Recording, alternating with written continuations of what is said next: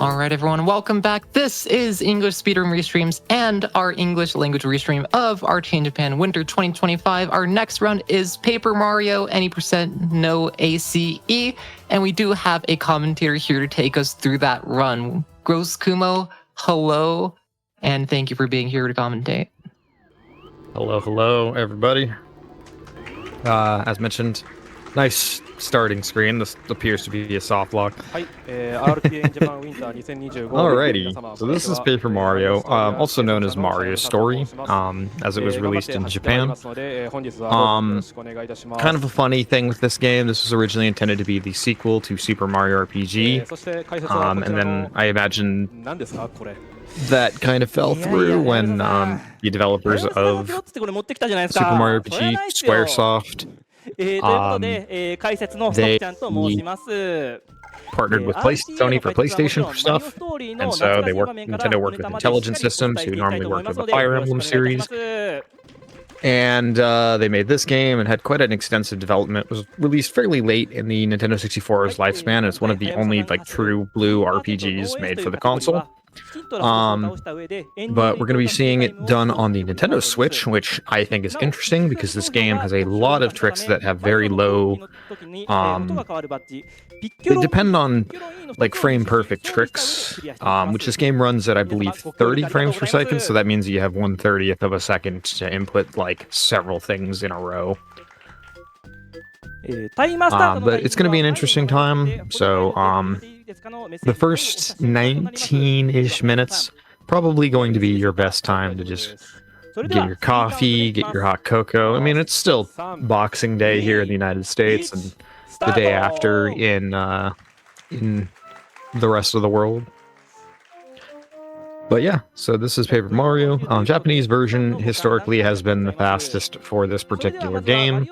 It saves something like, I want to say 9 minutes over the course of a glitchless speedrun for just text alone. I believe there's a little bit of different tech, but for the most part it's just that the time is faster, just because Japanese renders in each individual character quicker, because you can do kanji or katakana, and those usually have 2 letters. Japanese words typically only have up to 4 characters per word. The cool thing about this game, you don't have to mash. You can actually hold down the B button and text advances automatically at the fastest possible speed. So the start of this game, Mario gets an invitation to a party from the princess.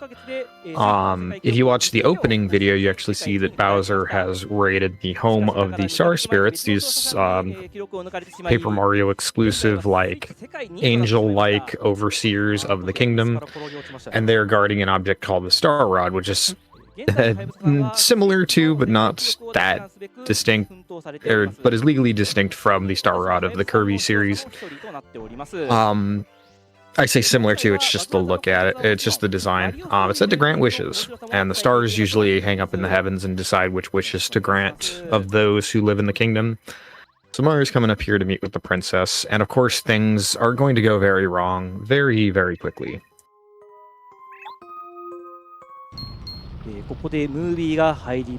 If you've ever played Mario Kart Super Circuit, but haven't played this game, or I believe Mario Party 5, actually Mario Party 5 I do remember has the Star Spirits in that game. There's a lot of random Mario games in the upcoming few years that reference this game, but yeah, you see Bowser's castle literally just uproots and lifts Peaches straight into the stratosphere.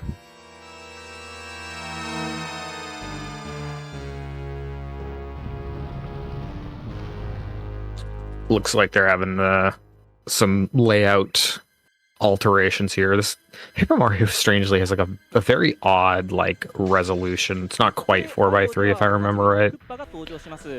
Anyways, Bowser comes in and decides he's going to crash the party.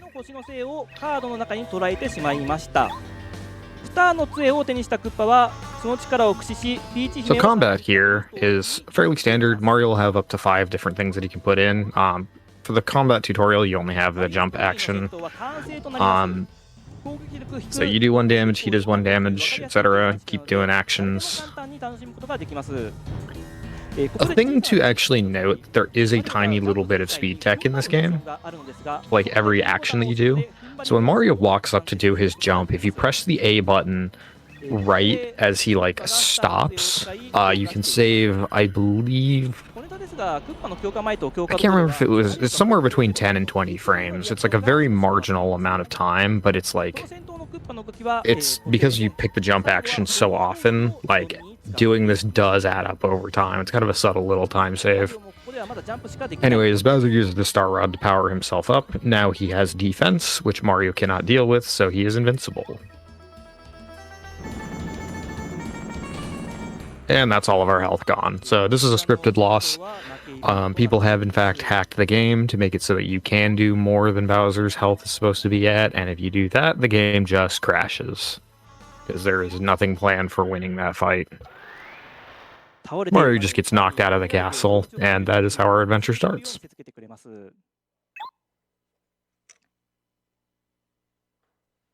This portion of the game is called Prologue. It is the only portion of the game we will technically do complete. Their game's normal glitchless length is about twice as long as this estimate, around 340 something. There are supposed to be 8 chapters in the game, but because of any percent, we're going to be doing a lot. Hayabusa is going to be doing a lot of glitches that are just going to sequence break the game.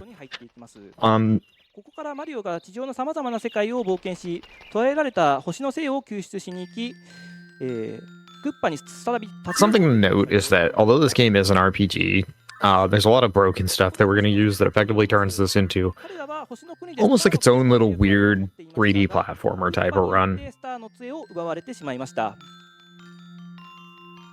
So Bowser kidnapped the 7 star spirits, and he put them into these cards, and he distributed them onto his strongest, most loyal minions, and have scattered them all throughout the kingdom. They're all sending their energy to Mario to help him recover from his near-death experience that he's experienced here. The idea is each chapter you're supposed to go around saving all 7 of them, one at a time. Something that's kind of neat about this particular game, similar to Super Mario RPG, these are kind of like the first games in the Mario series that really like expanded the general lore of the Mushroom Kingdom and like the image of it. So all throughout the game, you're going to come across like NPCs who are conventionally seen as like Mario enemies. In this particular area is Goomba Village, and there's just a whole bunch of Goombas here. But they're friendly, as opposed to the hostile ones who are their own enemy that you'll run into in the game as well. This here is a Toad House. They're the game's inns.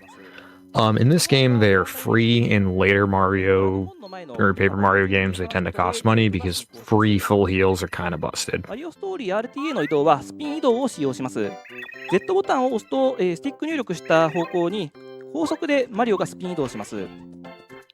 Another move unique to this game, you'll see him do a lot, is spinning. Whenever you press the Z button on the N64 controller, Mario will do a spin move. It is the fastest form of movement, and you want to do a jump right at a particular point near the end of it for optimal speed.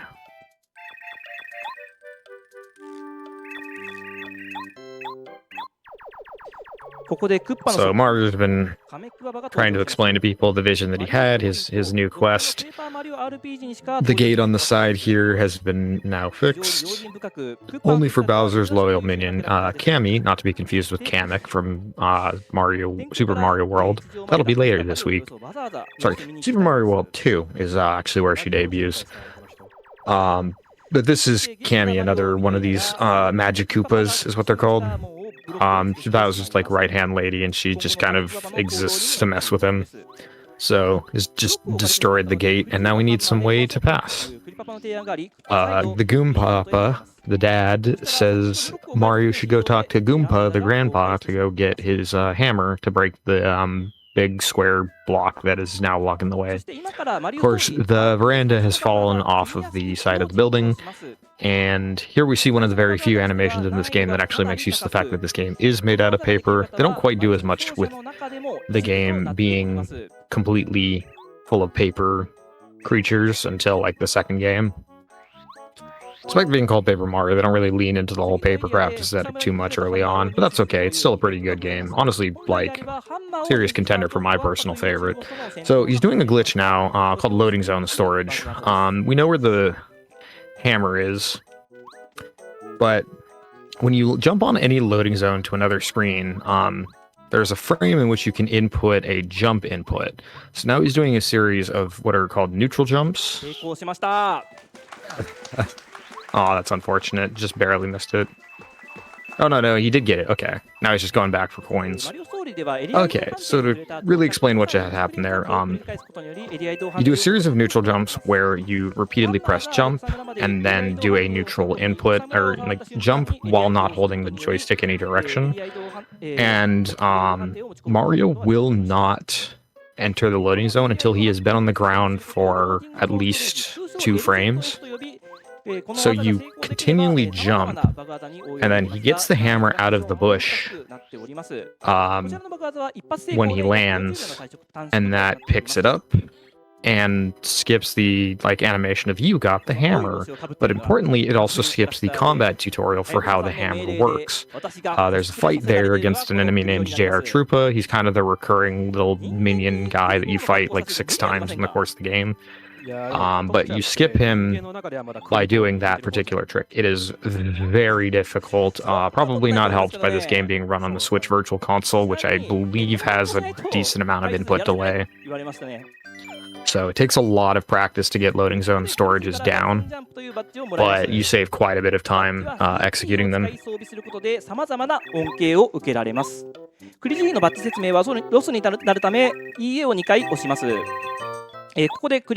So Mario gets his first partner, which is this Goomba here. His name is Goombario. He was in fact named after Mario. And he is now our first partner. Partners in this game have an additional action, but it's usually limited to an attack. You can give them additional actions with badges, which we also just picked up. But for the most part, they're just like assistants in battle to help you give Mario a little bit more turn economy. They don't have their own health in this game, so like, yeah, Mario's health is all that we have, and that's all that you really have to manage. So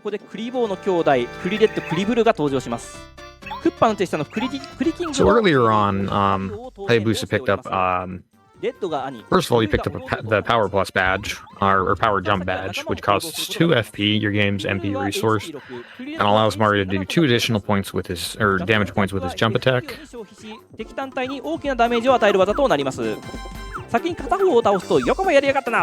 cost of 2 FP.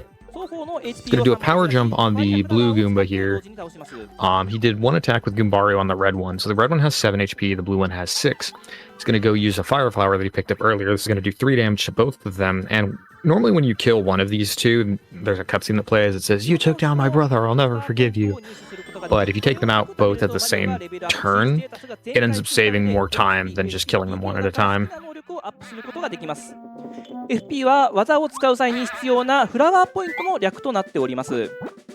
So we picked up a Goom Nut earlier. This restores 3 FP, which he's going to use against the upcoming boss.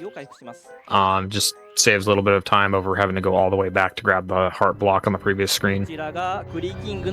This enemy here, if you've ever played Super Mario 64 DS, may look familiar. In that game, he goes by the name of Goom Boss. In this game, he goes by the name of King Goomba. But it's basically the same design. The red and blue Goombas are kind of the underlings of this fella here, Mr. King Goomba himself.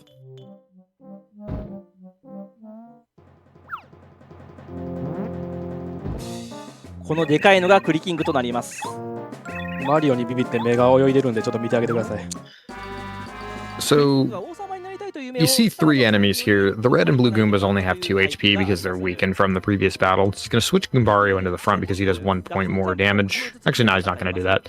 But he's going to have Goombario actually attack the tree on the side here, and that's going to cause a chestnut to fall. It's going to take out the King Goomba, or it's going to take out the 2 Goombas in the back because there's 3 damage. If Mario does that attack, it only does 2 damage to each of them, so this just allows him to do 3, 3, 3, and then finally 1 point of damage with Goombario does the final blow of his 10 HP. So a lot of this stuff is just ratted out to do like a very efficient amount of turns. Combat will get a little bit more, or rather less deterministic over time. That is a very nice little jump that you can do there. When you hit the bush there, you can jump up, hit the switch there, and that causes the castle to just break down and form a bridge to advance the game.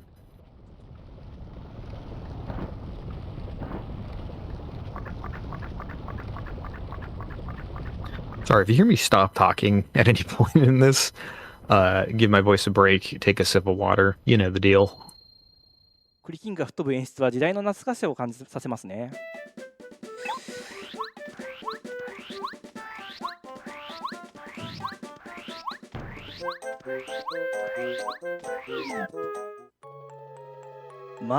So, prologue of this game is unfortunately a little bit infamous because apart from the loading zone storage trick and a bunch of little minor things, there's not really a lot of interesting stuff here to like do on repeated runs. There's a lot of waiting for cutscenes like this to play out without you actually really doing much. I suppose since this is a charity marathon, would mention that yes, they are raising money for Médecins Sans Frontières, or MSF, or Doctors Without Borders. Really cool cause, really noble cause. Done quite a bit of good work in the world, especially of the last few years. They had an incentive for this particular run, but it was a equipping a couple badges that just, they don't cost any BP, but they change the sound effects. So you might hear a little bit of that in the background, but that is what we got as far as incentives go for this. That cutscene there introduces the boss of the next chapter, the Ninja Koopas, who are kind of like a reference to the Ninja Turtles. Fun little set of bosses. We sadly will not really be seeing much of them in this run. So the first place we want to go is to Shooting Star Summit, which is in the northeast part of, this is Toad Town. But yeah, prologue is a lot of these like very scripted kind of scenes, a lot of cutscenes.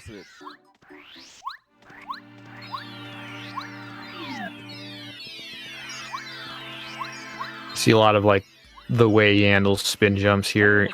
These little short ledges you can actually just spin and then it cancels the spin for you automatically. A lot of getting good at this game's movement is just learning how to optimally do spins and when you need to interrupt them with jumps versus when you just need to press the Z button. So we're meeting with the Star Spirits here. They just kind of enforce exactly what our quest is, going around to the 7 different departments, telling us what all is going on in this game, and kind of just telling you the stakes of everything coming up.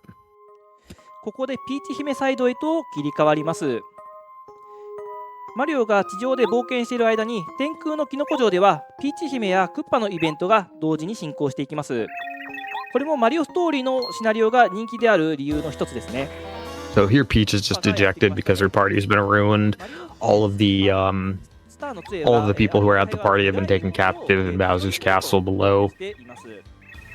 And Bowser here is just like, come on, girl, let's hang out. And she's clearly bummed. This Bowser's just his game is very poor. Let's just say that.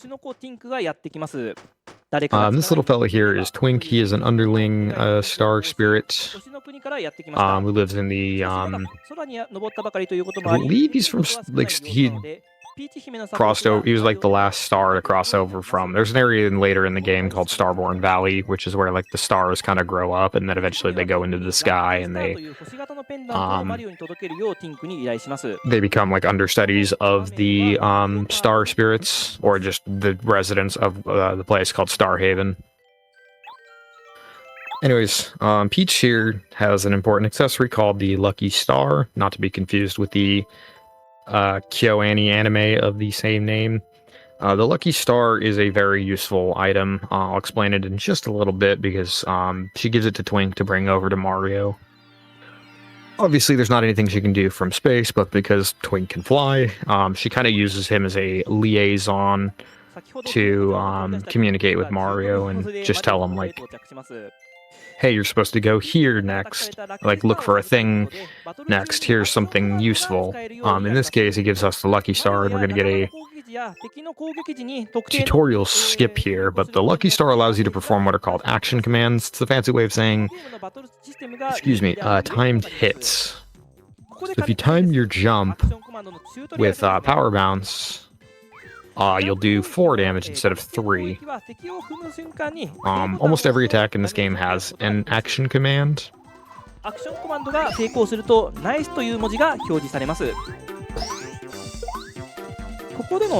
And those allow you to do bonus damage. Also worth noting, you can press A to guard an attack, and it'll do 1 less damage. There's a badge that lets you increase that to 2 damage reduction, but that isn't for later, or it isn't until later. Also, I believe will not be appearing in this run, and probably for like a good reason, to be honest.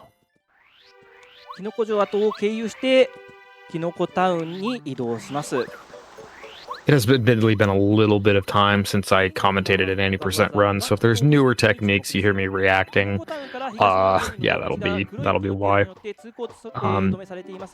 So he's going to use the toad here actually to clip into this wall, and then he's going to maneuver around some weird out of bounds kind of like spots. And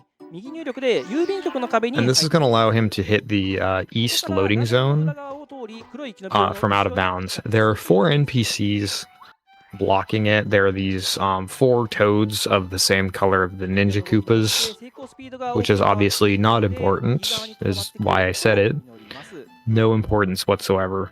He's going to maneuver out of bounds, and if you don't clip onto solid ground while you are out of bounds, you'll continually fall, and you can maneuver yourself around there. But he's able to hit the loading zone, get behind the 4 Koopas, toads, and skip basically 2 minutes worth of cutscenes. So yeah, even with the repeated failed attempts, it was still worth it to do that skip.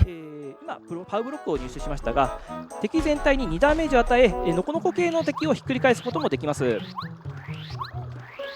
木から落とした、そうですね、青いスイッチを押して先に進みました。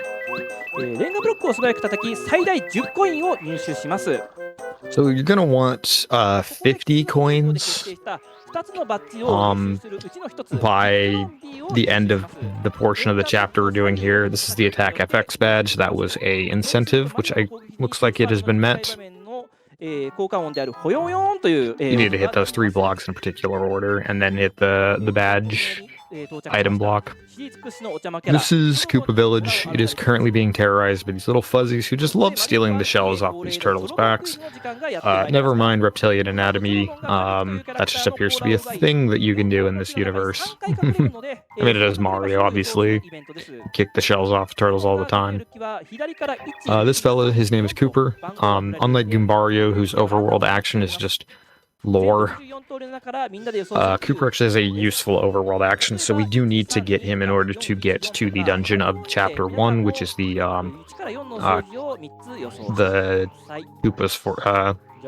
Koopa Bros Fortress.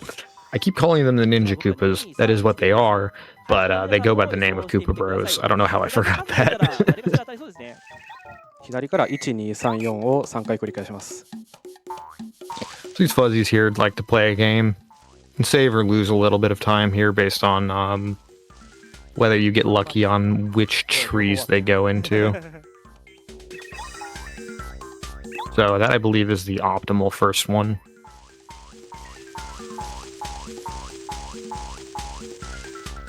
ですね。 That is less than optimal. But yeah, this is Cooper's shell. 道が左なんで、できれば左に寄ってほしいです。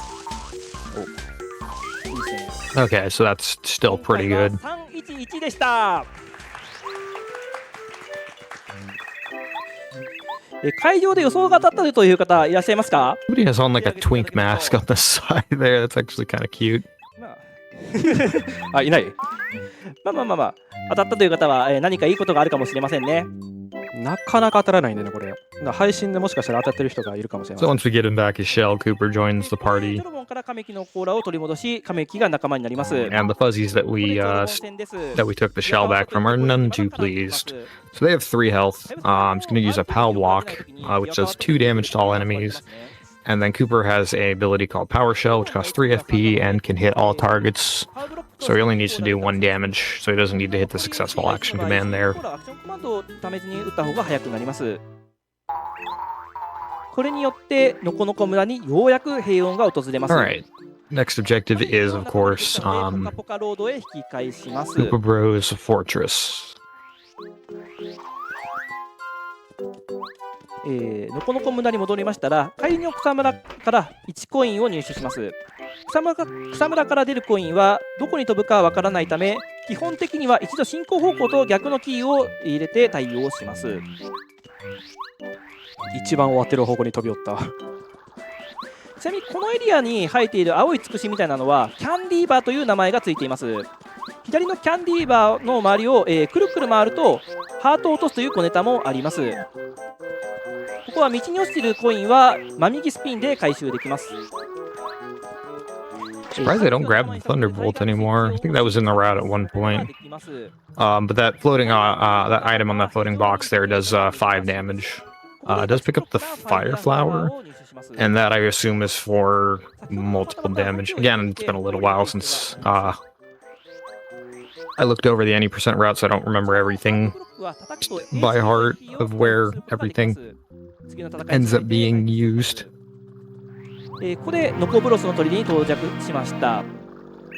So skipping a very little brief animation there. Koopa Bros now know that we are here. There's a couple of fights that you're forced to fight here.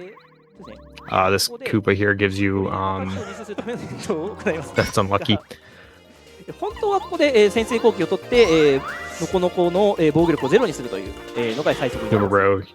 Koopa gives a key. So the bombs work where if you attack them and you don't kill them, they will blow up on you. So that gets rid of them without you having to take an action. But they only have 3 HP, so it's not usually too big of a deal to work with, especially because you can normally guard their basic attacks. They do a little more damage when they blow up. このように砦の鍵はいろんな箇所に隠されており、本来はそれらを回収して先に進みます。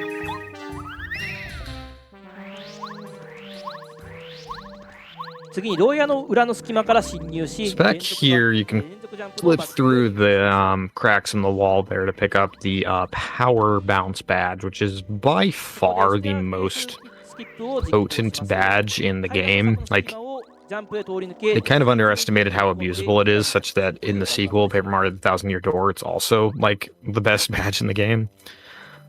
There he's jumping between a narrow set of cracks in the ground to get underneath the staircase, and then using the out of bounds, because he's on like the edge of out of bounds, to get like the whole falling thing that he did previously in Toad Town, to be able to get to the upper loading zone to leave that room without having to go through the annoying screen that requires you to get a key. 先ほどのステアケーススキップは2読みまでで He would normally still have to go get that key, I believe, if the aim was to actually clear this dungeon, but the only thing that he really needs out of this dungeon is the partner that we find here. So this pink bomb is Bombette. She will be the partner that allows us to blow up objects. Also, she does really good damage with her abilities for how early on in the game we are. 単体に大きなダメージを与える爆発という技を使います。フィールドではひび割れた壁を爆発で破壊することができます。強力な仲間なので、通常プレイでも重宝されたプレイヤーは多かったと思います。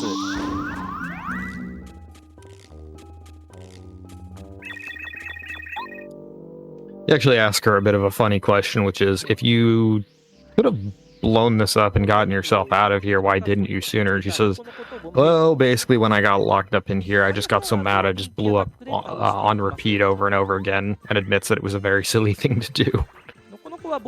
So we got the fire flower for this particular enemy. Takes out the tuba bombs. Also has a faster death animation, but does 3 damage to the Koopa, who has 4 HP, so Bombette can finish it with a basic attack. And that is going to be basically it for the rest of Koopa Bros Fortress. Picking up a few more coins here. Staircase is now lowered because of it's scripted to be there once you've done that cutscene. But yeah, he's just gonna exit the dungeon because we're gonna head back to Toad Town here.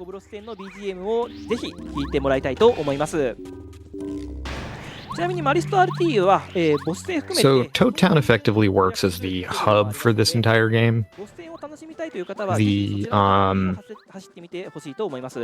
much every chapter you go to has some entry point from within Toad Town. You head east off to Koopa Village, you head south to a train to get to the desert, you head east to get to the forest, you head inside chapter 4, there is actually a dungeon within Toad Town. Inside chapter 5, you head to the docks to go sailing. Inside chapter 6, there's a gate that you need to find these objects to open. And then chapter 7 is accessible from the sewers. But the game won't actually, the game has various plot progression means for preventing you from accessing these different areas.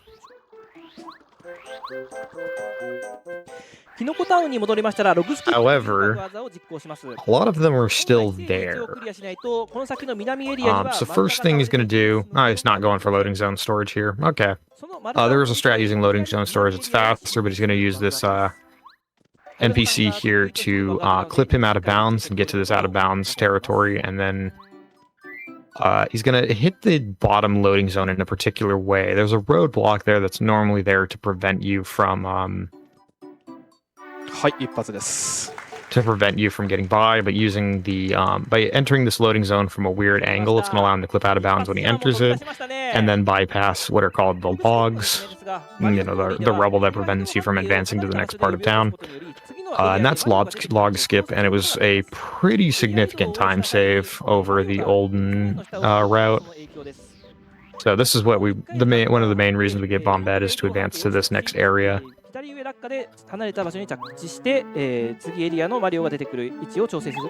now that this has been blown up, the train is available to move, and we can head on off to chapter 2. We are going to not bother with any of the rest of chapter 1. 10分ぐらいかかるってことですか、じゃあ。そうですね。非常に大きな短縮になりますが、But he's really only going to do the start of chapter 2. And the main reason for that is you get a very, very useful partner here.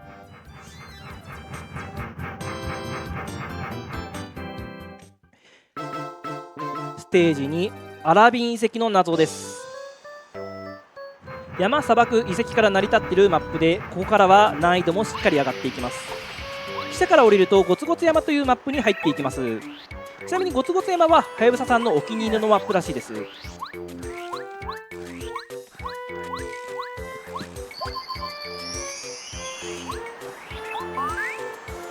So this fella here is Paracarry. He's a mailman. He is scrounging around here because he dropped some mail, and as a postman, losing his mail is his job is his reason for being. He just has a very good work ethic. But real quick, we're gonna meet a fan favorite character. This is Waka.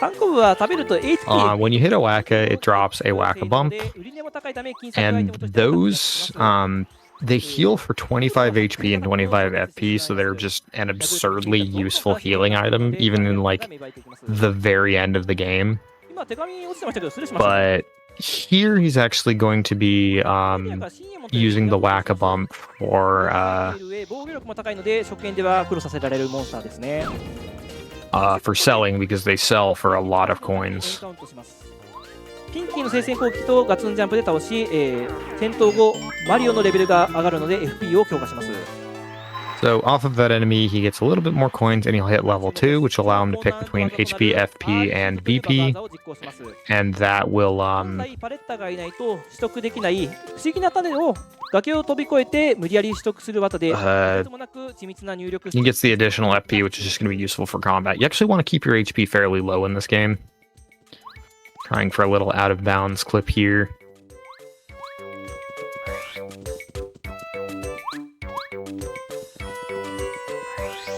スイッチのハード以外では、ゲーム機本体にスティック入力を記録させて実行することができますが、スイッチだとその方法が使えないので、その緻密な入力を全て自力でやらないといけません。スイッチ奏者のはやぶささんの代名詞とも I gotta imagine how much these Switch Virtual Console controls here are throwing things off. Something I haven't touched on too much is the particular category that this is. There is actually a means to arbitrary code execute, which is what ACE stands for. To just skip straight to like the end of the game. スイッチで実行することが、推奨されていないバグ技となっております。 It actually used to be, and this is silly, and if you've never heard of this, this is not an exaggeration for how this used to go. You would swap out a cartridge of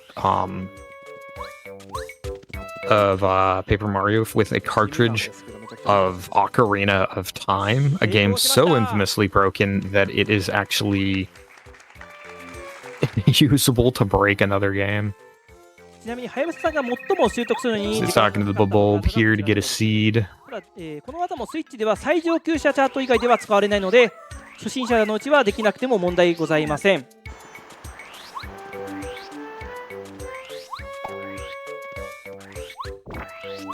Sorry, it does seem I am misremembering how the route goes. Okay, so he actually came here for that particular seed, not for Paracarry. But that is who Paracarry is. My misremembering of the route. So you need to collect these 4 seeds across the kingdom throughout the game in order to get to chapter 6. And one of them is here on the mountains. There's one nearby Toad Town in the forest that you go into in chapter 3. There is one just in Toad Town, and then there's one in chapter 5. After you clear the dungeon. アラビン遺跡の謎は謎のままということになります。遺跡どころか砂漠にすら行きませんでした。汽車に乗ってキノコ Anyways, I don't actually remember the particular sequence of things you have to do to activate arbitrary code execution, but it's about a 30-minute run, and it kind of just breaks things. スーパースピンというバッジを投入します。スピンの移動距離が伸びる必須級バッジとなります。I'll actually finish my thought here, because the next thing that we have to do is売ってなかった場合はエリアを2つ移 in 動 doing all that, the logs are now cleared, so we're in chapter 2. It's going to go into the bad shop here, and there's hopefully going to be Speedy Spin. There we go, on the far right there. There are 4 things that you can be selling. You need 50 coins to get Speedy Spin, which is going to be allow him to move quicker. Like you see the spin dash just goes faster and moves more distance. Now this here is a blue house. You do a particular sequence of inputs. There's a corner that you can jump on for exactly 1 frame after a spin jump.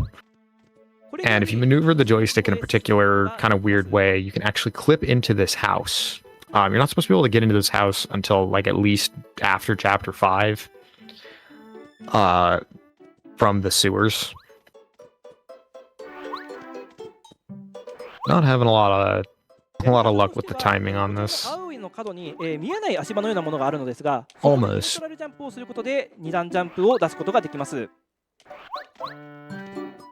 その後スティック I を got 倒 the し jump, you just didn't get the right angle. And that is Blue House Skip.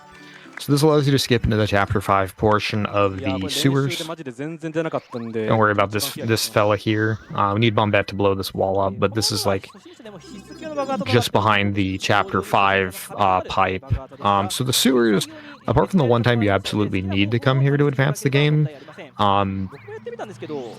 the sewers they normally serve as like a shortcut to get to various different portions of the game. So it's something you're supposed to only be able to do afterwards. Like this right here, you're supposed to get a partner in Chapter 5. 連続ジャンプで飛べる回数ですが、ボス戦だと各ボスごとに段数が設定されており、ゲストに関して who は lets you get over here. This is Blooper. Just gonna see him do power bounces over and over again. Ideally, you get 10 damage on each of these. So the way the game works is power bounce is limited in a particular way that each subsequent bounce has a smaller frame window to execute. Against like chapter bosses and whatnot, it's RNG whether or not they actually they'll just cut it off. They call that a cap. If you're really unlucky, you'll get 3 capped. If you're really lucky, I believe the most is 6. But like that's there to keep you from just like power bouncing a boss to kill it in one turn. They impose a random hidden cap. Anyways, you're supposed to get the Chapter 5 partner, and then swim across those docks. And then that activates the shortcut pipe here to get to Lava Island early, or to get to it like quicker. Because normally you have to take this, like, you have to sail the seas with this whale, you have to fight a boss, that's a whole bunch of stuff. But by doing Blue House Skip, entering this pipe, we have now skipped all the way ahead to Chapter 5, which is held on Lava Island. Inside the island is this giant volcano called Mount Lava. That right there is a Jam and Jelly. Heals 50 FP, so really busted. このチャールズも非常に人気のキャラクターですね。 Music here is going to get a little bit more frantic. But basically, while we were going to inspect the volcano for the dungeon of Chapter 5, all the Yoshis in the village, like the kid Yoshis, started playing a game of hide and seeks. They all go scrambling around in the village. None of the adults know where they are, and they're all in a panic. So we need to find all 5 of them in like a normal story. We're going to skip a lot of that. You would, in theory, need to find all of them and then bring them back to their parents. Then the village elder will give us an object that lets us go meet the giant raven, Raphael Raven, who opens up the entrance into the volcano. We're not going to do any of that, but I bring this up mainly to point out this whole chapter is a giant reference to Super Mario World 2 Yoshi's Island. 2% NoACE では必要な仲間を回収し先へと進んでいくのが基本とな So ります。 yeah, this is what you're supposed to do to get by here. このように桟橋から水辺を移動することができます。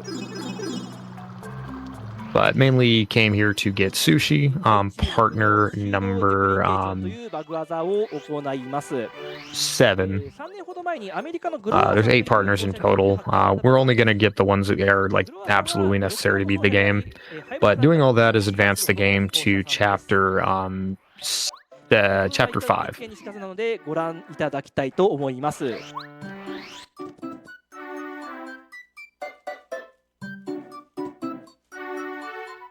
Really going for... Okay. Trying to remember what all this does. I think this is a relatively newer trick.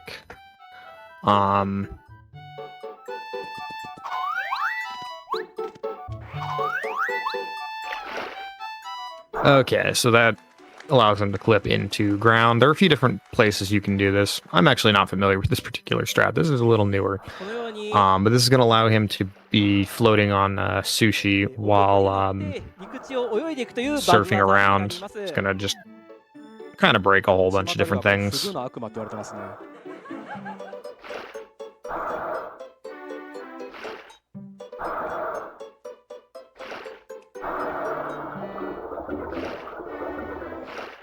そしてあろうことかこの状態 So で this is gonna get us through chapter 5 or chapter 3's like forest here. So this is Forever Forest. Inside this particular area is one of the 4 seeds. これがシードデュプリケーションです。フラワーさんがいるエリアまで泳いでいきます。 Yes, the objective here is go into chapter 5, accelerate the game into chapter 5, and then use the seeds to get into chapter 6 and then break stuff from there. I'm trying to figure some of this out in real time myself because this is like a bit of a newer route than I am used to. こちらのグリーンチョロボンと2回戦闘し So て getting into an encounter here actually is allows him to get out of being hooked up to sushi.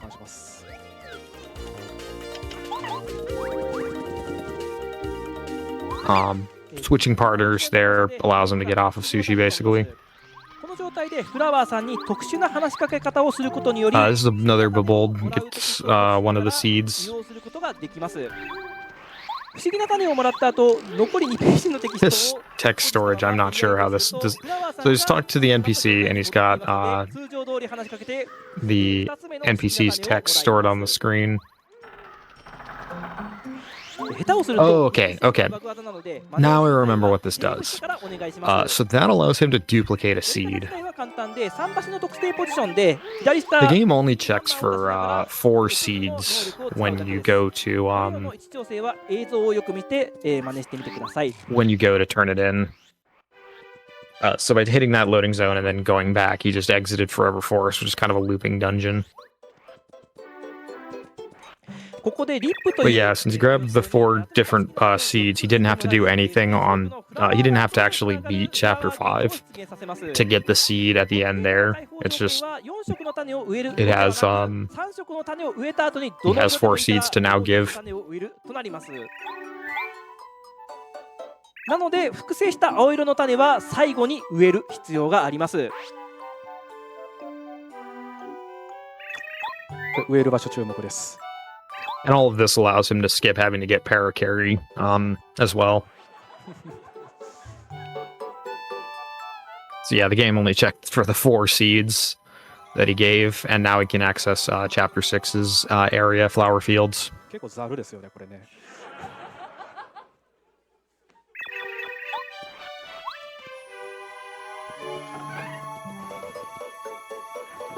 So yeah, the text storage was basically to allow him to get the seed and then leave the screen, which did not clear the flag for grabbing the seed.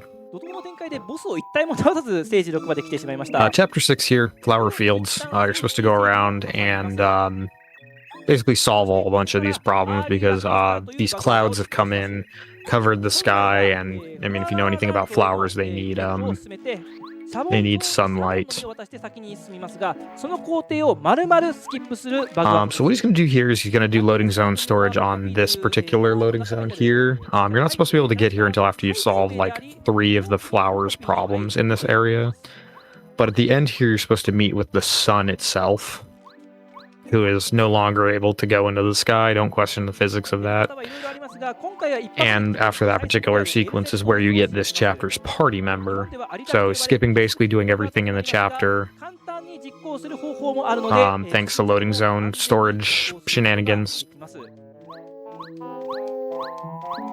Remember, it's like each of these jumps is 1/30th of a second. If he hits the ground for anything longer than that, then it's the trick fails. So it's quite a difficult trick that takes a lot of practice to get down.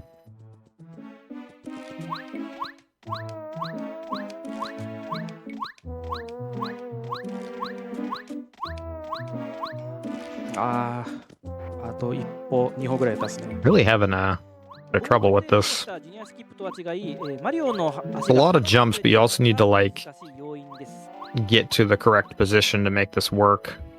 So now he's getting out of bounds, falling out. hit the back seam. Now he's going to hit the top area, and that's going to allow him to bypass the spikes. Normally, to get past this section, you need to... oh, it's an unfortunate encounter. Normally, to get past this section, you need to go around solving a bunch of puzzles, which will then unlock later portions of the area, and then finally you'll get to a tree that drops what's called a bubble fruit. You give it to that bubble plant, and that's the bubble plant puts you in a bubble and floats you across the spikes. But doing all that loading zone storage stuff just skips most of the chapter, honestly. He also picked up an item that was hidden in a bush. That's called a shooting star. The shooting star does 7 points of damage. フラワーランドのイベントをほぼ全てスキップしているので何のこっちゃ分かりませんが、とりあえずこちらにそうか対応に話しかけると、sorry, 6 points of damage to all enemies. There's another spell you have called Star Storm that does 7. Here he's switching to Sushi because Sushi can hit airborne targets and also has the most strength of any of the party members that we have for this point in the game. Anyways, this is lackluster. He is generally seen as a pretty lackluster partner, so the name is kind of fitting. HP が50あり、星のせいもいなければ仲間も強化していないので、かなりギリギリの戦いを強いられます。But what he is useful for is overworld abilities. His overworld ability allows him to sail around, or to kind of float around things. のタイミングが意外とシビアで、集中していないとガードし損ねてしまいます。He needs to make sure that he hits all of these guards because Lackluster's attacks do 4 damage. The guard reduces it to 3.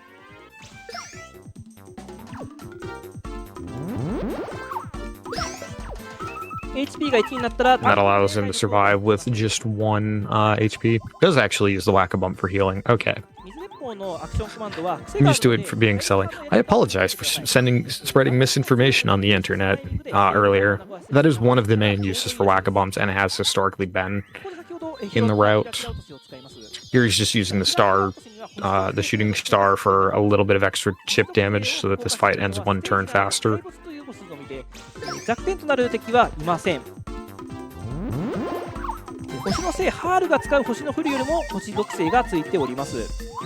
ちなみに仲間 Lackluster here has 40 HP.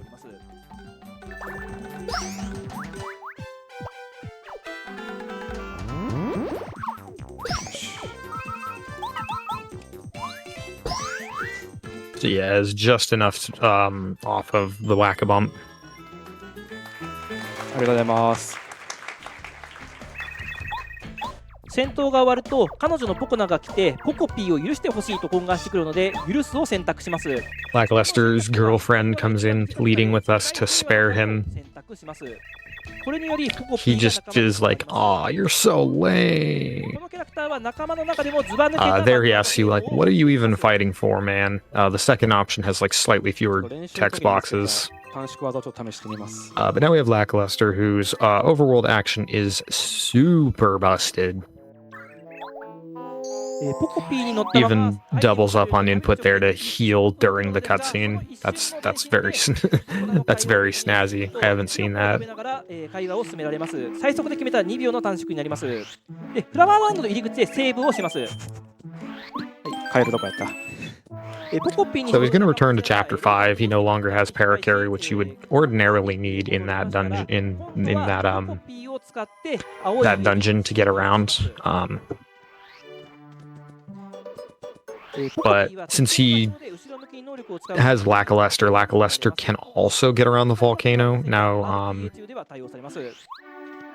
also, hopping onto Lackluster kind of shifts your hitbox in such a way that he's able to just clip into Blue House now, which is substantially easier than the Blue House jump skip.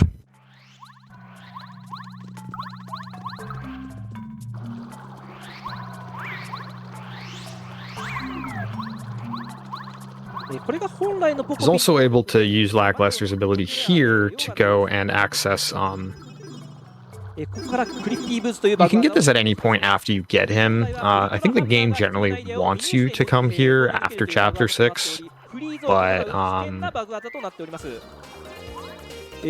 dang! You even got the frame perfect partner storage here. So this is a trick called Clippy Boots. Really shifts around like your jump hitbox. I don't remember the specifics of how Clippy Boots work, but they allow him to get on this block, which we don't have the hammer to actually break. But he can use that to flip past the block and get to an area that he's not supposed to. And in here is okay, he's doing Clippy Boots one more time. In here is the Ultra Boots, which is the final jump upgrade of the game. This is quite an annoying trick. So, using the Clippy Boots to get on the block here and access this loading zone.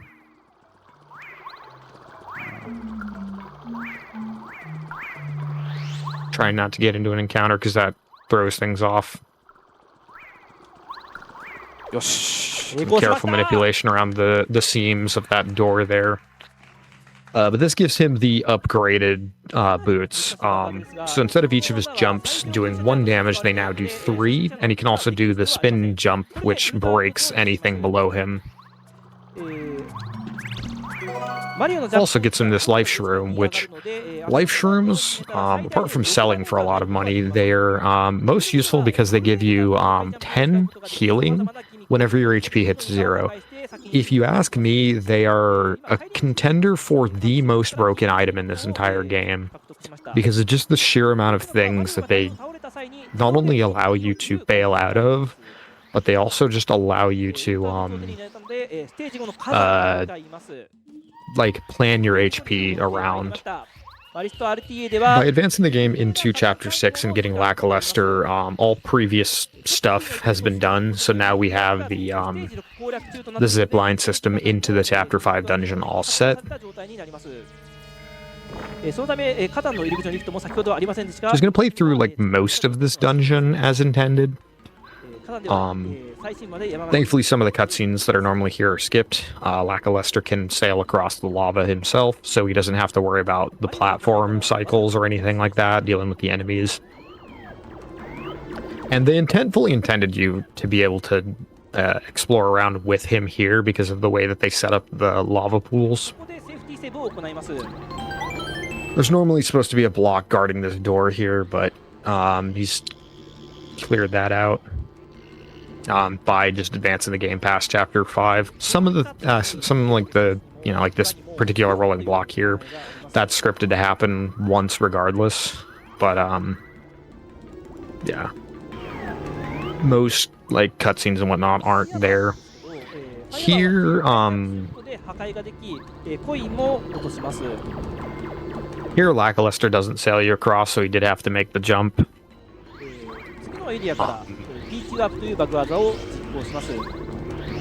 You can also just skip past this. Normally you're supposed to... There used to be a clip past that, but there's also like a block that you would break. But because this game is in a state of having cleared Chapter 6, he needs to access kind of like a bit of a weird loading zone, which he uses Lackluster to clip into the out-of-bounds zone here. And by doing it this way, this actually, like, returns the game into, like, Chapter 5. For whatever reason.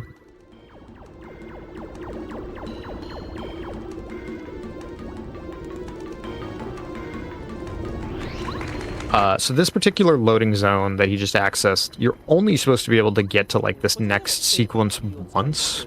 Here he's just actually skipping the boss itself of the chapter and hitting the loading zone behind it. This section you're never supposed to do more than once. So if you ever get here, the game treats it like you are in Chapter 5 at the very, very end of the chapter where you go to free the Star Spirit. So this whole sequence is supposed to happen at like the end of Chapter 5, but you can actually force this to happen just by accessing that loading zone, because the game basically says that, well, you're only supposed to be in here if you're in Chapter 5.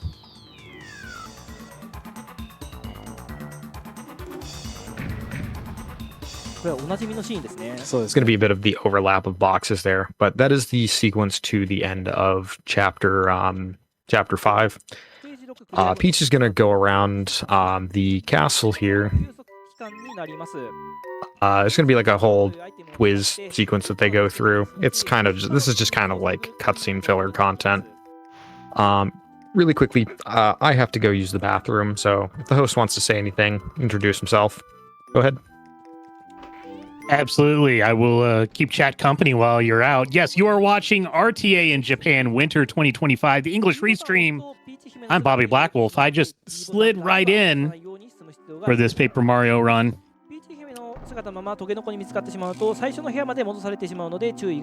This is exactly how I played this game when it came out. I'm just watching like a mirror of my gameplay. I'm really not. So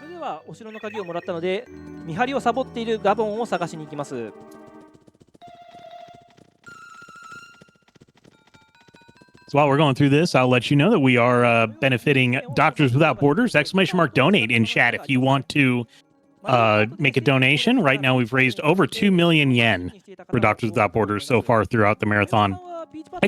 !schedule will give you the English schedule of the runs, so you can see what's coming up next. And if you want to be like ghostkumo and commentate for a game, you can join us. !form is the form that you can fill out, and you can be on here and tell us about the game and the speed run and why we should all learn to speed run it. So I'm once again guilty of spreading misinformation on the internet. This is actually the sequence that's supposed to play after Chapter 6. So, how can we ever trust you again? Used to be you had to actually do that to skip to the end of Chapter 5, but because you entered Chapter 6 early, the game was set to the story state of Chapter 6.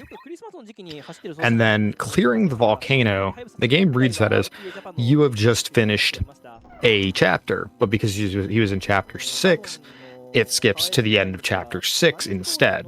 This has two benefits. One, it just skips most of Chapter 6 or Chapter 5 anyway, and all of Chapter 6. But importantly, there's some really useful things that you can get in a completed Chapter 6 that he's going to be doing here shortly. This whole sequence, it's kind of a slow one, but it's one of the more elaborate ones where Peach she gets a parasol that lets her transform into whoever she's pointing it at, and so she sneaks around, gathers information about all the things, finds out that at the top of the castle, Kami is up to no good, but she immediately notices that we smell too nice to be a Bowser minion. So that's how she clues into the fact that that Peach is an imposter. Anyways, this is going to skip to the end of Chapter 6 rather than the end of Chapter 5, which is why we are at Flower Fields and it is bright and sunny out. ちなみにこれまでの星の星を全て救ったことになったので、晴れて星の星の技を6体分使うことができるようになりました。 So basically what you're supposed to do in this chapter is get a seed, some soil. Yeah, I guess he's not going for super jump charge. I was misremembering how you do this particular sequence. So you need to get a seed, some soil, some water, and plant a beanstalk to go into the clouds, fight the evil dark cloud that is overseeing the area, and then that is the end of the chapter.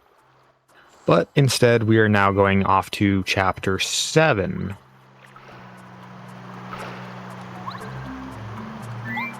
And by that, what I mean is going to do the same trick that he just did to advance the game to the next chapter, because the game's already said, well, you've completed Chapter 6. So, naturally, the next chapter that you have to complete is 7. To this day, I have never learned exactly what happens if you try to do it after having beaten Chapter 7.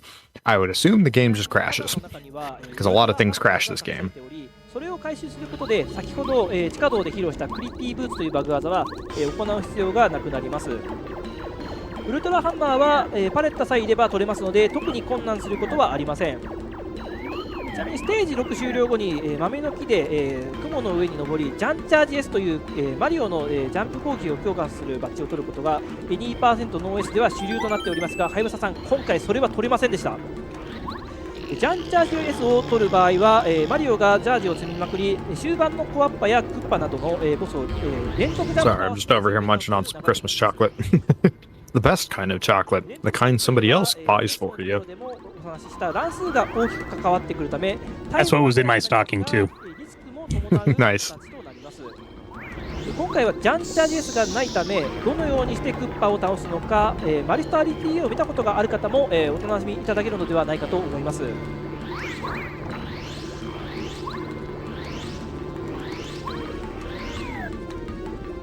やぶさんは RIJ では一発勝負なのと、マリスト RTA を気軽に始 So める just 方が once again setting up the Peach Warp, I believe is what it's called. このような、I used lackluster clipping to skip through chapter 今2回目のピーチアップ実行してますね。 to skip to the end of chapter 5 loading zone here.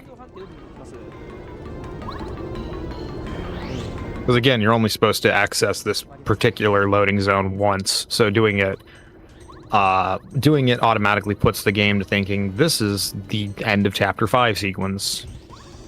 And in the process of ending a chapter, the game just says, well, you've ended whatever chapter you must be on. You are on 7, so this is now going to end chapter 7 rather than just having to play through chapter 7 as intended, where you go off to Starborn Valley, have to climb up a mountain of ice.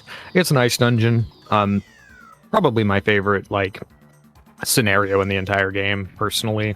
Everyone has their favorite chapters in these games. これで宝箱も30になります。カメラワークが最高なんですよね、あそこ。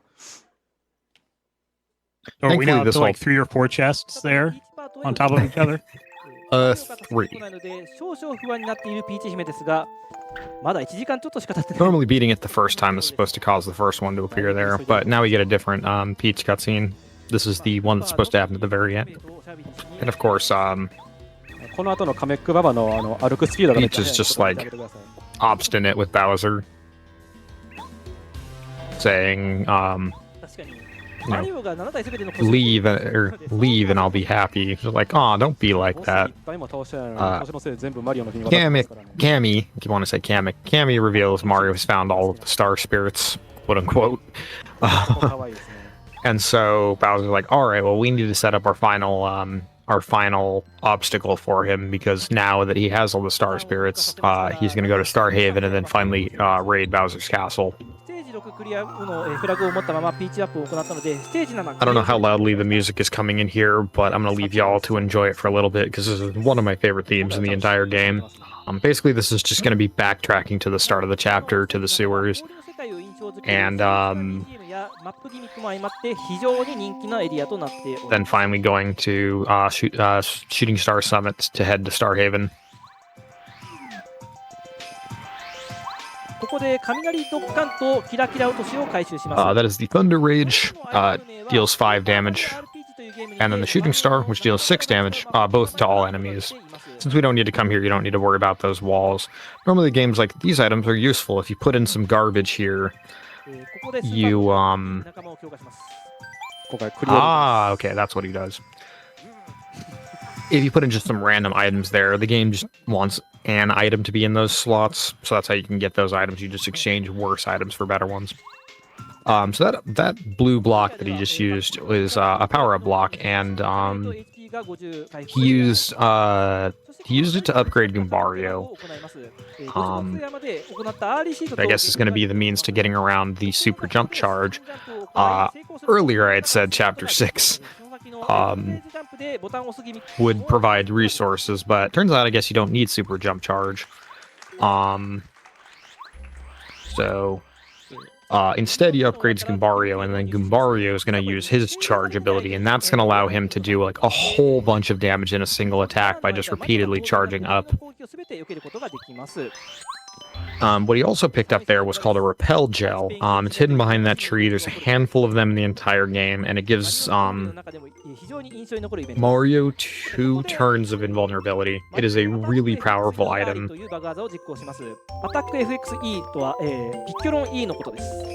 So next up, using Lackluster to clip into this building.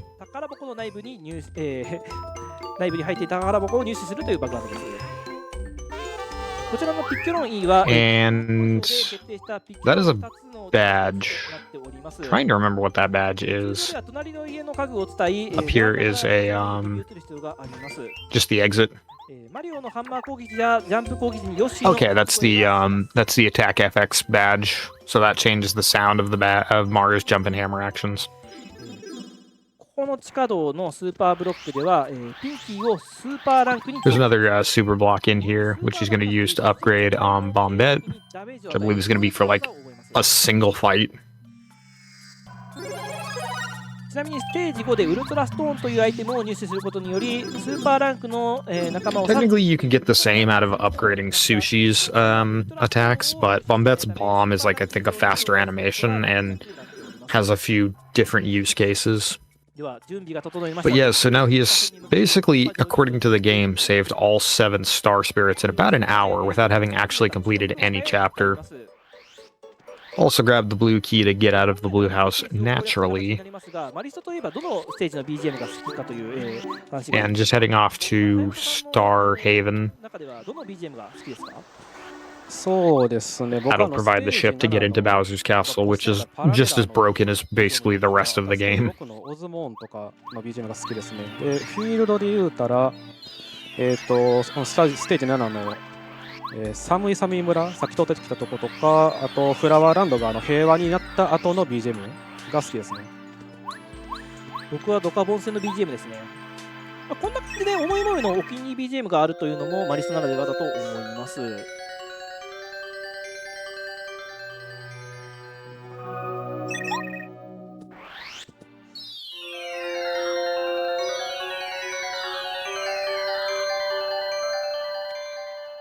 スターロードです。ここではエルモスという青い So this area here is just Star Road. This very narrow corridor on the trail to get to Star Haven. There's these burning embers nearby that don't really have a lot of room to navigate around, so some careful movement here is needed to get by them. 星の国です。木を叩くとキラキラと So now we are in Star Haven. Just curious if this route. Nope. Oh no, it doesn't. There's a lot of really useful things you can buy at the item shop here, but I guess he just has all the items he really needs at this point. そ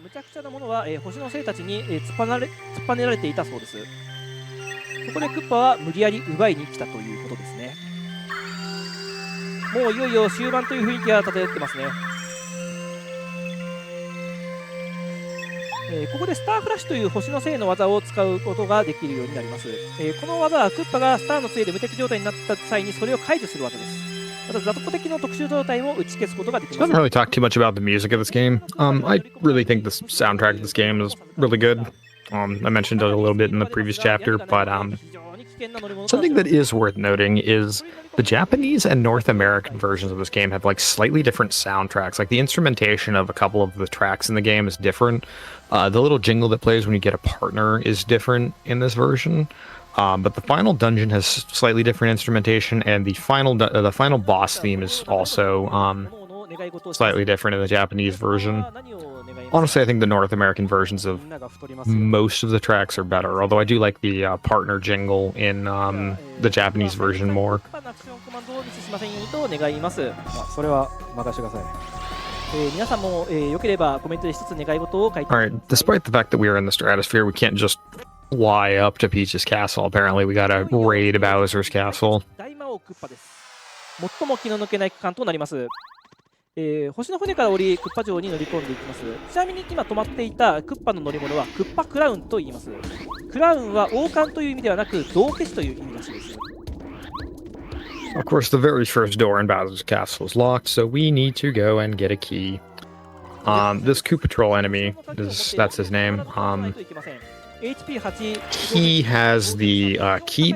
These guys have 8 HP and a lot of defense, so the supercharged bomb that got Bombette here, actually, that was the reason he upgraded her. It's because Parakarry doesn't get an all targets attack, or sorry, Sushi doesn't get an all targets attack until her second upgrade, so Bombette actually gets her first.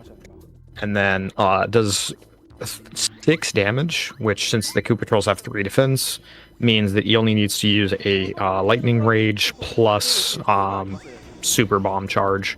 to take out the Koopa patrols in one turn. 通路のエンカウントよけも、うまくスピンを使うことによって回避していきます。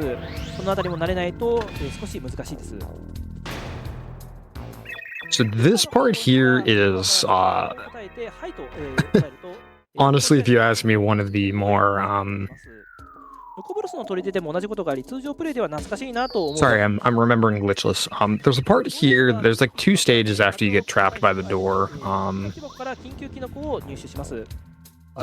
of which is sailing around lava, which actually not going to really bother with that much.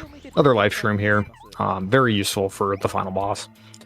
And then there's a second part which is entirely dark, and since we don't have the partner that can illuminate dark areas, you're kind of left, if you're really good, you can actually get through that just completely blind. But doesn't actually need to do that here, so instead he's going to grab a 3rd life shroom, and he's going to use Lackluster to get back to the first area. So he's just not going to bother with any of this lava section. He's actually just going to skip, like, a pretty sizable portion of this dungeon, like, basically the first third of it. There's a badge block here, but you can actually clip into the badge block with a spin jump.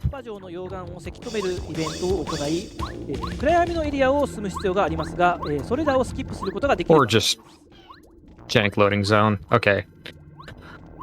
I wasn't sure how you did this without paracarry. I guess just aligning a particular way.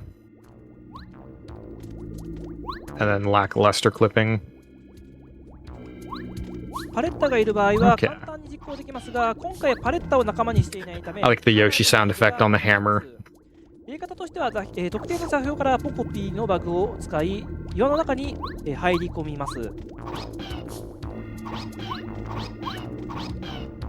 Yeah, you used to be able to spin into that block and then paracarry over, but because he doesn't have paracarry, he needs to get past this a different way. He's missing like half of the partners. The game really wants you to have every single partner because every single partner has like a function in the final dungeon of this game. いくつかセットアップがありますが、はやぶささんはそれを使わずオリジナルセットアップを使っております。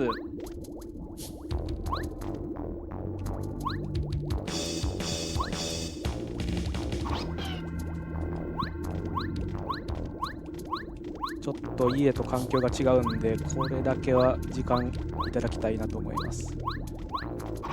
I know we can't see it, chat, but give Hayabusa your blessings, give him your energy. He seems to be having a bit of trouble with this particular trick here. Honestly, the entire end game of this game is pretty ridiculous in any percent, so any help, spiritual or otherwise, is valuable.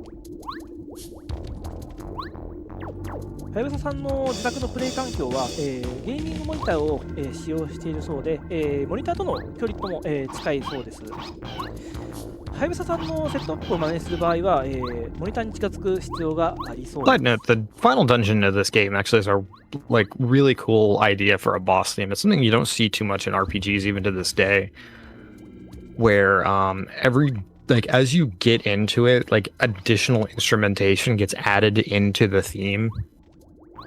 So it's like here it's kind of a minimalist rendition of the track, but as you get farther in, there's gonna be like synth guitar and more like dramatic kind of flair for it. It's a really cool dungeon theme.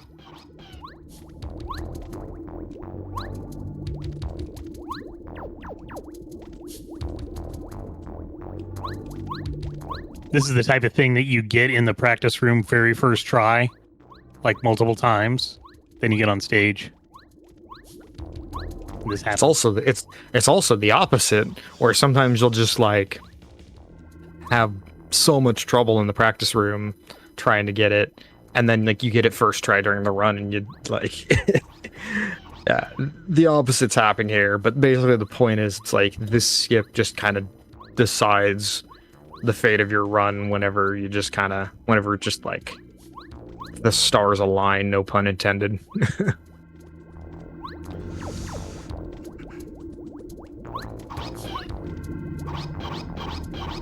Really having a tough go at this. So the runner's PB, I believe, is a 142.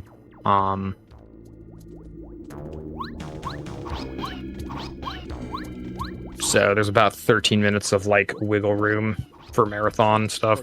So assume skips like this are the main thing you add that buffer, because yeah, quite tricky here. Basically, the geometry of a lot of the objects in this game is a little finicky, so if you're able to kind of like wedge into certain seams, you can cut through things. And unfortunately, since he doesn't have paracarry, he doesn't have like the easy way of getting past this obstacle.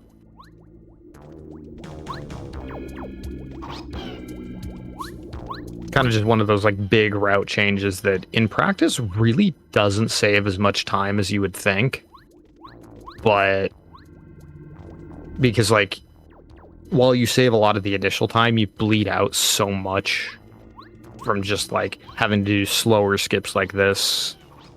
So it's worth it to do, but it does change the route in a way that makes for like skips like this. They're a lot trickier.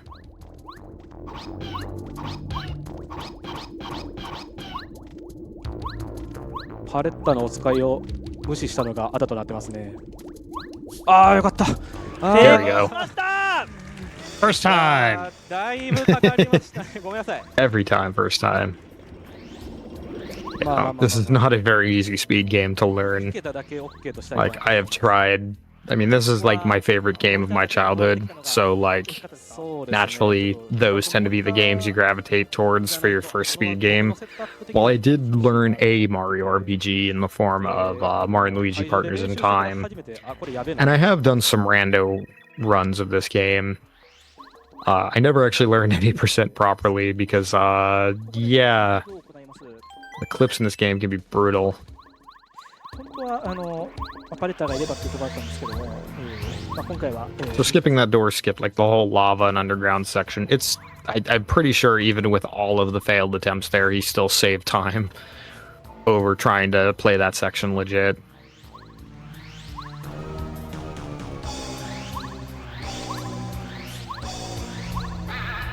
So this section is time for some more shenanigans. We love shenanigans around here. So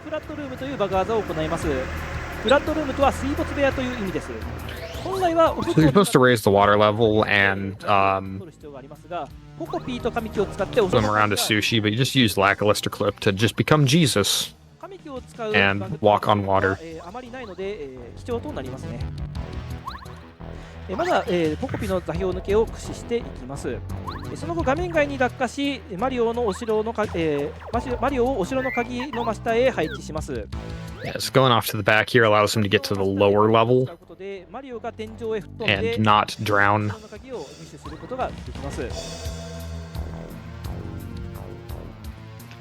And then he's going to pick up that key and once again get back on the water. 水の中に閉じ込められてしまうので、最初はオプクを使って通常攻略することが推奨。And then just sail around the bottom here to get to the loading zone. 取るのにこれより1分以上はかかると思います。And that just allows him to not have to deal with the entire second portion of this this dungeon or this area. 飛んできたスーパーキラーで経験値稼ぎを行います。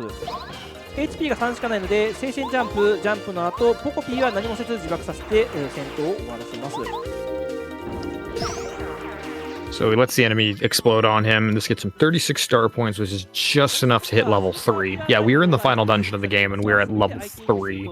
かなり時間がかかってしまうため、 Gonna use lackluster clipping to get on the seam here, and this is gonna allow him to sail around kind of like the back like seam of this staircase and just avoid the enemies here, which are quite annoying to deal with. 奥行きを調節することにより壁の中を進むことができます。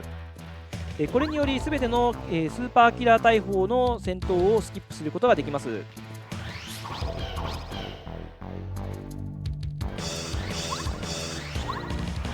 Yeah, so you're just bypassing this entire staircase full of enemies that are real annoying to deal with.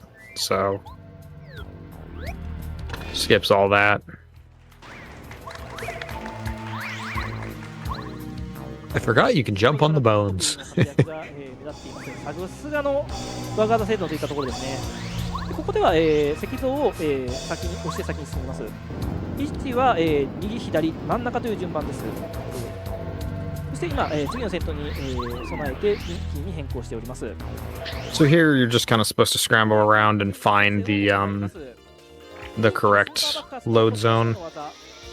You're just gonna blow up these enemies. The bones are especially weak to fire and explosion damage, so they just die in one hit. Hammer Bros have 12 HP, as do the Magic Koopas, if I remember correctly. So Super Bomb plus Star Storm, which, because he cleared Chapter 7, he has all of the star powers. Star Storm does 7 damage, and he's able to just get the kill there. The experience is routed in a very particular way. I believe he has 3 more fights for the rest of the run. 2 of them give really, really good star points, or SP, the game's equivalent of experience points, more or less. It always takes 100 to level up, so instead of you needing more to get to the next level, the game reduces the amount that you get, so they keep the numbers at a flat 100. This NPC here, the door guard, he asks you a series of questions. You're supposed to pay attention to the enemies that come out. If you get 5 of them correct, you can advance. If you get 3 of them wrong, you have to fight 3 anti-guys, which are enemies that deal 10 damage, at minimum, on their attacks. There's one category you fight them in, which is all bosses, and it's basically the closest thing this game has to a super boss, fighting the 3 anti-guys. They only have 50 health, whereas the final boss of this game has 99 health, but because they hit you so hard, and there's 3 of them, you have to find really roundabout ways to take them out. Thankfully, the questions that he asks here are all predetermined, so he knows which answers are correct every single time. そうなんですね。ちなみに僕はステージ4が好きですね。キノコタウンにあるおもちゃ箱に、飛び込むことでステージ4に入ることができるんですが、その演出が非常に子供心をくすぐられたので大好きな場所ですね。キノコタウン時代も道場があったりとか、料理をしてくれるキャシーさんがいたりとか。But yeah, this game has seen, I haven't really even talked much about the history of this game. There are a lot of people who have worked on this game over the years. There's a couple of particular glitch hunters, like Bone Crusher, Rob Dog. And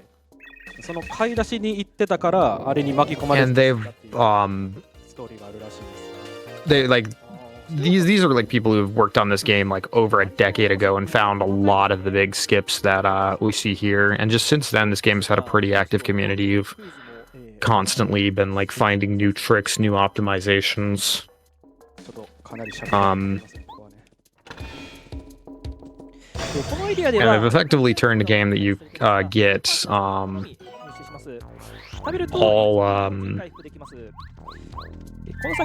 7 star spirits into a game where you get basically 0 of them, at least the intended way.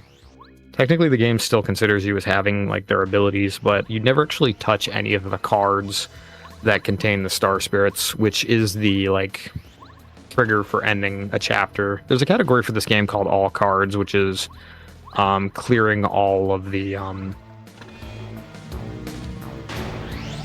you touch all of the cards that have the star spirits in them, which kind of amusingly enough, there are tricks to where you touch the card but you skip the Peach sequence, which is a very long, just like cutscene section that we've seen a few times.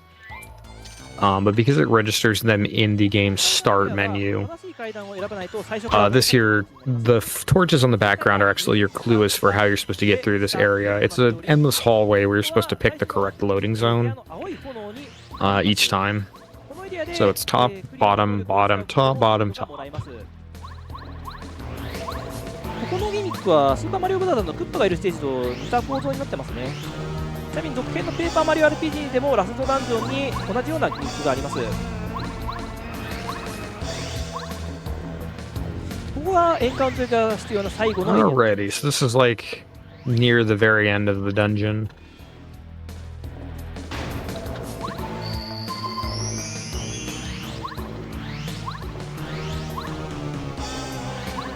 Oh hey, it's the princess. I guess that means that the run is almost over. The princess has escaped Bowser and said that she's going to come with us. Oh, what's this strange creature here? Why won't the princess follow us? Why are we hitting her? As it turns out, it's an imposter. These are duplighosts. They have 15 HP. Quite annoying. ピンキーはボム兵なので爆発を使うことにより残り HP に関わらず誘爆することができるので4体すべてピンキーに Sorry, I actually miscounted. There are 3 fights remaining. 悪いですね。変身しなかった Okay, switching to Bomb Bet is actually like slightly faster because Super Bomb it turns the enemy into Bomb Bet, and since Bomb Bet like takes extra explosion damage, it saves just a small fraction of time, I believe, to not have to watch the dying animation of the 4th Duplighost. But that's just how you get enough damage to finish these guys off. That hits level 4. そしてここで満を持して登場クリオ So です。 now there are 2 more fights left. 活躍します。 This guy here says, the Koopa Bros are back. We never did actually fight them, but they are now back, and they've been training themselves harder than ever. Of course, before we actually get into any fight, I'm sure almost everyone who played this game as a kid was like, I want to fight the Koopa Bros again. But in comes Junior Troopa, who is at his strongest form. He is basically the 3rd to last boss of this game. He's going to have Gumbario use charge, and that's going to power up his next attack. コアッパ戦ですが、あまりダメージを与えすぎると、形態変化してきたり、回復してきたりするので、ダメージ調整を And because Gumbario's attacks hit twice, he's effectively increasing Gumbario's attacks by 4 damage each time he uses it. Pops an Ultra Shroom just for the extra healing, because he needs to charge Gumbario up as much as possible. 一定のダメージを与えると羽やトゲが生えてジャンプ攻撃が通らなくなるので And then power jump to chip away. I think he has 形態変化するまでは70 health here. He has either 60 or 70. 容易に決めることができます。コアッパはこのゲームでしか出てこないのとシナリオの中でマリオに決闘を Using the final whack-a-bump here, not for selling, despite the fact that I said that it was for selling, because I'm just here spreading all kinds of misinformation here. 最初はジャンプしかしてきませんでしたが、この段階だと通信教育と、トレーニングにより、魔法や、形態変化をマスターしております。ちなみにクッパよりも HP が10高いです。 What he's doing with Mario's inputs is actually keeping Junior Troopa from shifting to his next phase. In his next phase, after you've done a certain amount of damage, he'll go into the air and he'll have a spike on his head, which means that you can't jump or hit him with the hammer. You need to get creative to actually like do damage to him. There's a few ways you can do it. Sushi's squirt spit power hits that. Starstorm does it, but Gumbario doesn't have that. So 32 damage just then and there. And then scores the finishing blow here with Starstorm. Either that or he does it next turn. I don't remember the exact math of this. Okay, so he finishes him this turn. And that prevents him from shifting into his upcoming phases. ありがとうございます。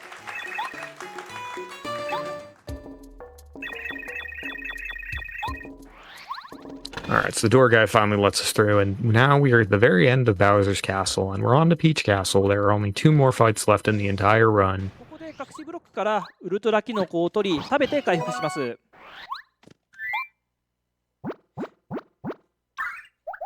Just healing up here because it's the most efficient way to get that health back. キノコ城にはバッジやアイテムが落ちていますが、書斎に落ちてある緊急キノコとピンチで頑張 Taking る a quick detour into the library here because there's a life shroom in here. You kind of see this life shroom at like chapter 3 in one of the Peach sections, but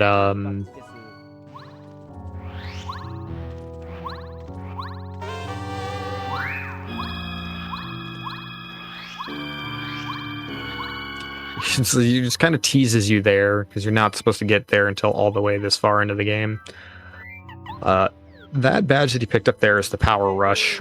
There's 2 Mario Rush badges. There's Mega Rush, which gives him +4 attack when he's at 1 HP, and then Power Rush, which gives him +2 attack when he's at 5 HP or less.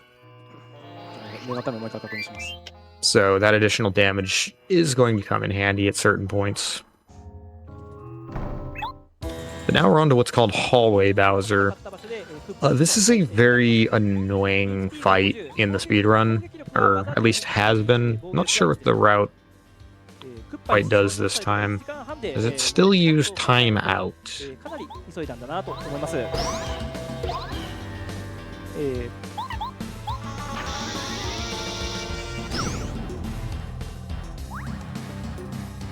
Yeah, as mentioned in chat, the menus are also very laggy on this particular version of the game. It's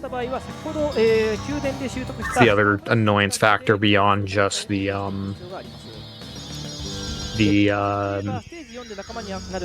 input delay for doing skips. はやぶささんは、爆発を使う時の A レーンがめちゃめちゃ速いですよね。 You were talking earlier about the ACE. Can you even do that on the Virtual Console version? I'm not sure. I think this game is kind of... The history of various versions of this game has kind of been a controversial subject for this particular game for a long time, to put it mildly. But it's kind of, I think, eventually developed into like a Mario 64 situation where, although it's slower to run on like Virtual Console,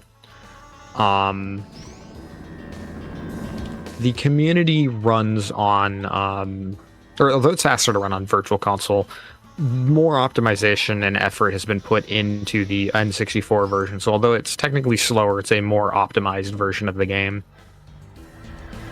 It's kind of just understanding Bowser's turn pattern here. Bowser's charge here, you can deal damage to him. I think he has like 3 or 4 defense here. But he just uses Star Beam, which reduces his defense down to, in this form, it's just 1. One final bomb here. Oh no! He's dead. JK lol. The life shrooms he's picked up have basically been to give him a fighting chance on this this final fight here.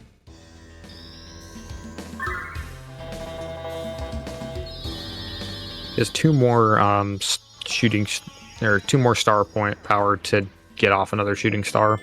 Old versions of this run this route actually used to do timeout, which is the chapter 6 power, and can actually, you wouldn't think it would work on the second to last boss of the game because it doesn't work on bosses that often, but you can actually stun Bowser for a couple of turns with timeout.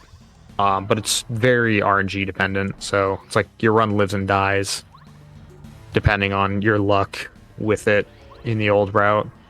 A lot of routes have changed that to make it more consistent, that you can get through that fight.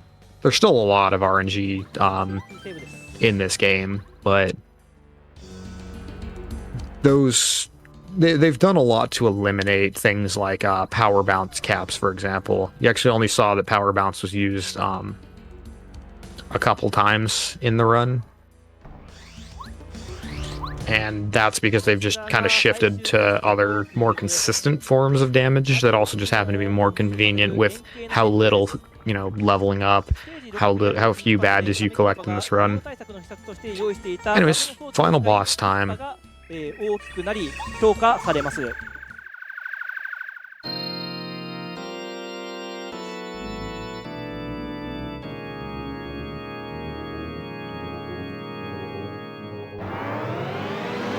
ういう原理なんでしょうかね、これ。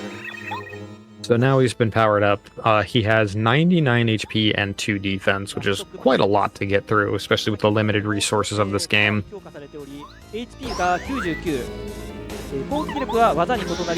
Now, you get 2 turns to wail on him here, and then he's going to go into his power-up mode. 分かれており、こちらのフェーズで倒すことはできませんが、与えたダメージは押せます。ガツンジャンプと爆発を2回ずつ打ち込みます。 Yeah, so doing 20 damage in the first 2 turns here to bring him down to 79 HP. Bowser works in a very peculiar way, which I'll get to once we get to the second part of the the third part of the fight, technically. I'm going to try the Star Beam here, and because Bowser's powered himself up, he is now immune to the Star Beam, which is the thing that counteracts his power-ups from the Star Rod. So while this is going on, Peach is being held captive. Twink finally comes in to save the day, and she's going to be set free. So we're going to get into this weird little fight here. Kamek has 10 HP. Don't ask why she has 50 in the sequel, but just 10 HP here. Twink's just going to keep smacking her in the face. And Peach's only action is to pray. And we find in this particular scene that the power of the stars of this game comes from the prayers and wishes of the residents of the Mushroom Kingdom. So Peach constantly praying for his success is literally what gives him the power to win this fight. So, kind of like Earthbound in that particular way, which is a funny way to think about it, actually. Each one of Kamek's attacks is going to do less and less damage here. But yeah, you just have to get through 4.5 turns of this.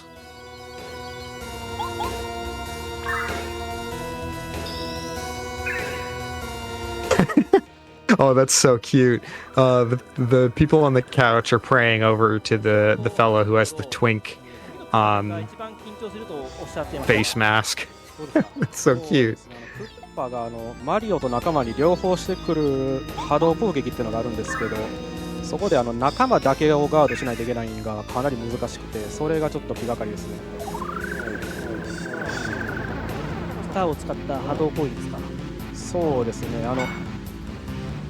マリオが実体化してると猶予フレームが確か2フレームしかなくて、透明にでもなってれば多分3フレームに上がるんですけど、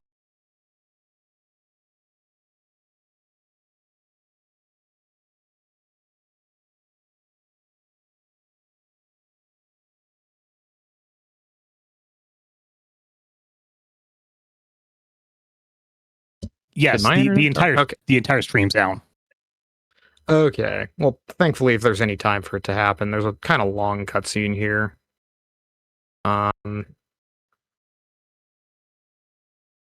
Okay, we are back on the air, but we don't yet have the stream back from Japan. Okay, backup plan. I'm just gonna pop open the. Here we go. Oh, here we go. It just came back. Final boss time. Yeah. Okay. Mics are hot. Yeah. Thankfully, the yeah. So we need to do 99 HP of damage. You got 2 free turns of 20 HP. Now, the thing about this particular fight is Bowser is kind of a cheater. He loves to heal himself. So what Hayabusa is going to do is he's going to intentionally take damage, get down to low HP, get a little bit of a bonus from the Power Rush badge, But Bowser's AI works differently depending on how high or low your HP is. If you are below, I think, 20% of your max health, he will always try to go for an attack or a power. He'll power himself up. If you try to do too much while you're above a certain HP threshold, he'll try to heal himself for, I think, 30 damage, which can really pad out this fight. So you're intentionally manipulating his AI by keeping your health value lower.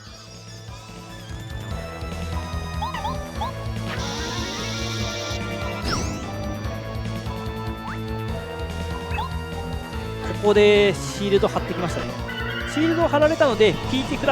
now he's gonna power himself up and gonna finally meet that with the upgraded form of the Star Beam, which is called the Peach Beam, which actually disables his Star Rod power-ups this time.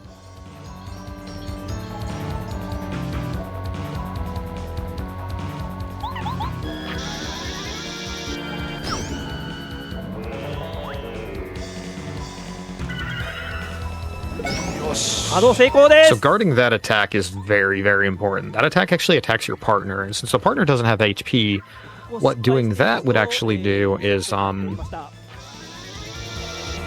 would disable the partner for a couple turns, which is really bad because we want Bombette doing that additional damage. It really does add up.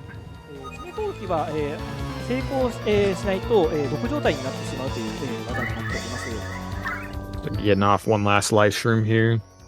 油断してるともう一発撃ってくるんで注意です。キラキラ落としのアイテムを使っていきます。 Because he's got a star SP, goes for the shooting star item that he has.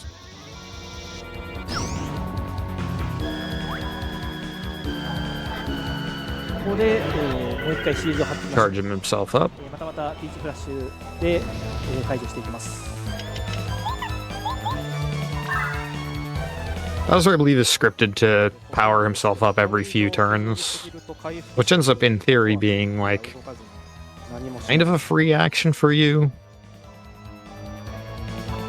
Because you have to get rid of it, usually. You can leave it up, but he just does too much damage. Alright, guarding that so he doesn't end up losing an important action. Yeah, the guards here are very important. But he's going to use the repel gel that he picked up, and this is going to prevent Bowser from healing himself.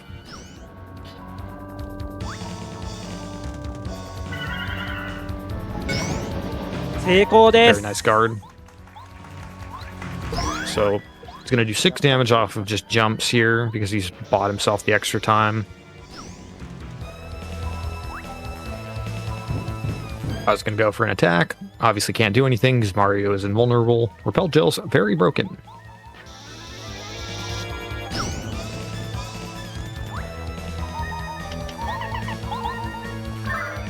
And then 7 points of damage here. Now that he's recovered enough star power to use Star Storm one more time. And calculated. That is the final boss fight down. Very nicely done. Used everything, pushed it to the limits. And yeah, that's the final boss of the game. A little bit more movement and a lot of text left. So the run is not over, but it will be over in a few minutes. Honestly, I kind of wish I had recapped on all of the different people who found everything in this game, because this game has like 16, 17 years of speedrun history behind it. The old SDA Speed Demos archive run of this game, I think, was like 3 hours and... That was like 4 hours and some odd amount of minutes. I'm actually curious. I'm gonna look that up. Speed Demos Archive. Are you still even around anymore? It is. Ready. Nintendo 64. Yeah, Paper Mario. 3 hours, 38 minutes. Which used, I think, some amount of glitches. But yeah, this run was like 2008. So... Back then, there was not nearly as many sequence breaks as there are now. Current day, the record is a 138 any percent on the N64, which, if done at that same level on a console like Switch or Wii U Virtual Console, I believe, would be like a 136, maybe. Just from faster loads. Although, obviously, the N64 is a little bit more stable. あ、今戻りましたね。 Alrighty, finally saying our farewells to the Star Spirits after we get them back Kirby's Star Rod. してました。してましたね。マジですか。 They used their powers of Deus Ex Machina to prevent the castle from just like falling to the ground and everyone inside dying.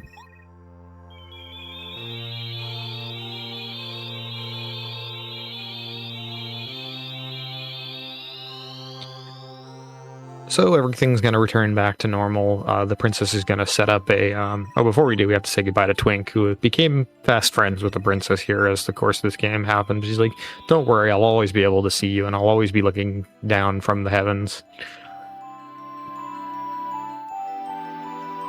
The castle is going to be returned to its original spot, and then the princess is going to invite us back for a second party. A Mario party, if you will. あ、ほんまや。 Yeah. I mean, the Star Spirits are the NPCs of Mario Party 5. Like, that's kind of the game that called back to this and made me very happy when I played Mario Party 5 for the first time. The Prince is going to invite Mario for one final party after we get kind of this lengthy scene of からエピローグに入っていきます。 kind of just a where are they now with all of the different party members. They're all just kind of off doing their own thing.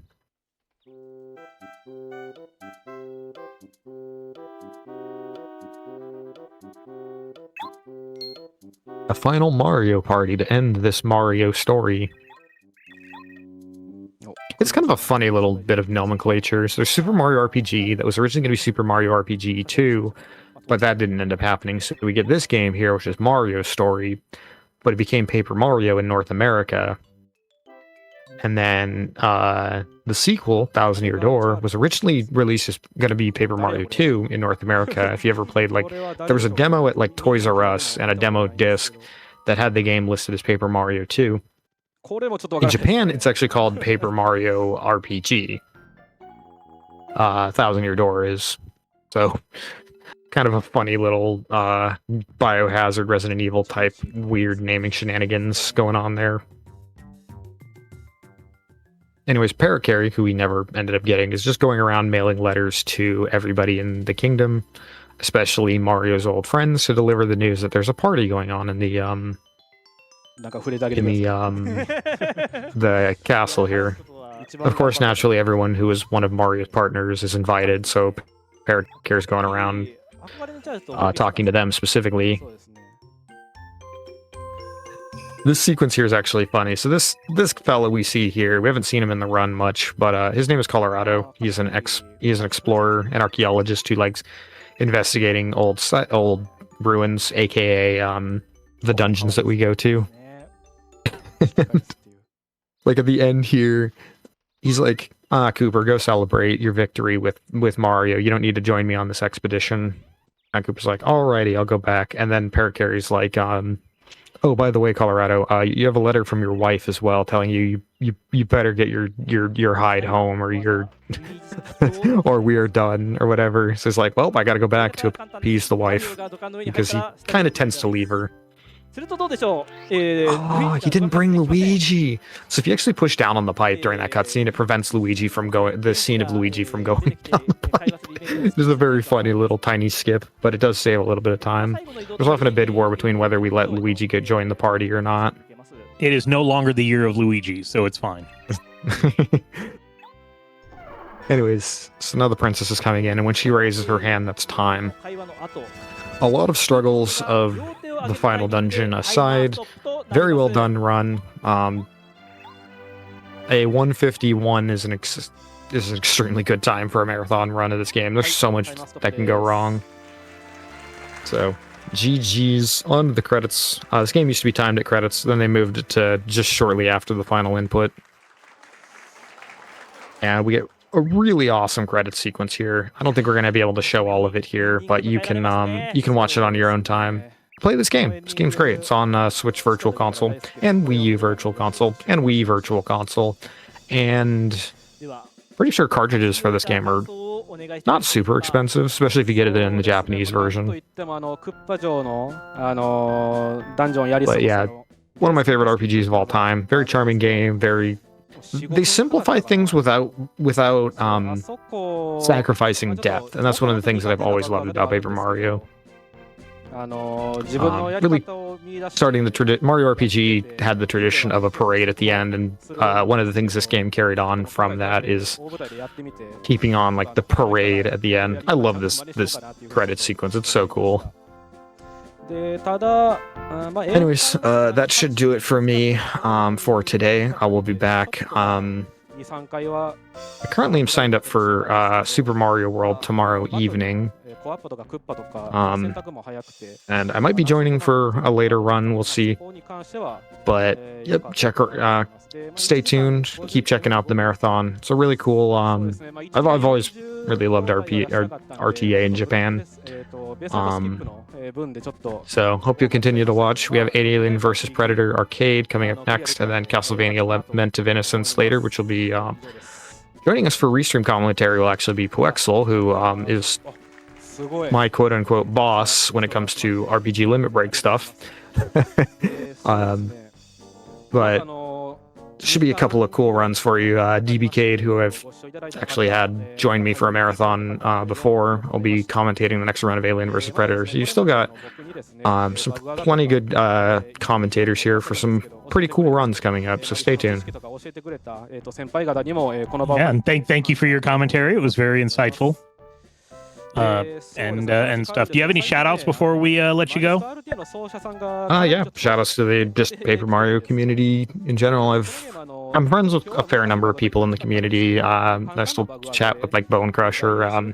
Good friends with Yoshizilla, who has been a competitor for top times in this game in several categories before. And they've been pretty cool.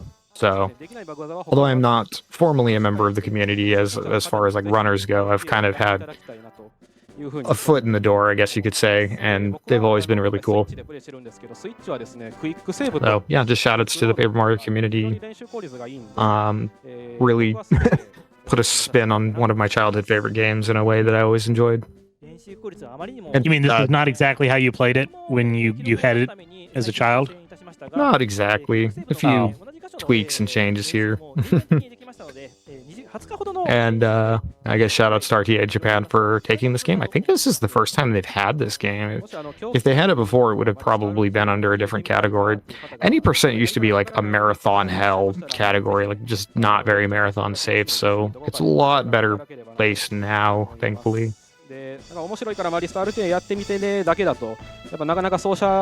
Awesome. They are, while they let the credits roll here, I will let you know you are watching RTA in Japan Winter 2025. This is the English Restream.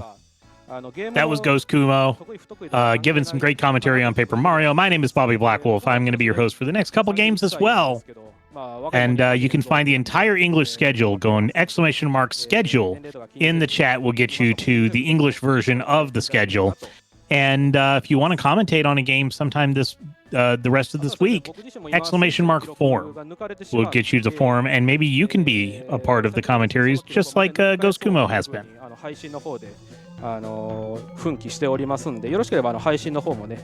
I actually think they are going to watch like most of the credits or almost all the credits. They were ahead of schedule, so probably makes sense. Give some additional time for their shout outs. ありがとうございます。あとは私からも言わせていただきたいのは、マリオストーリーをプレイしたことがない方、はぜひ遊んでみていただけたらなと思います。今回は、RTA なので、会話やイベントをたくさんスキップしてしまいましたが、ストーリー、世界観、BGM、バトルと全てにおいて非常にクオリティが高くて印象に残る RPG だと思います。そうですね、NPC のセリフ量とかもすごくて、このゲームイベント前後でガラッと変わったりとか非常に作り込まれてるゲームやなと個人的に思います。本当にそうですね。あとはマリストやったことあるよという方はぜひ RTA に挑戦してみてください。私も、短い期間ですが挑戦してみて、クッパを倒した時の、何事も Merry 感じな Christmas いような、達成感があったので、2026年は、It does kind of look Christmassy. RTA に挑戦していただければと思います。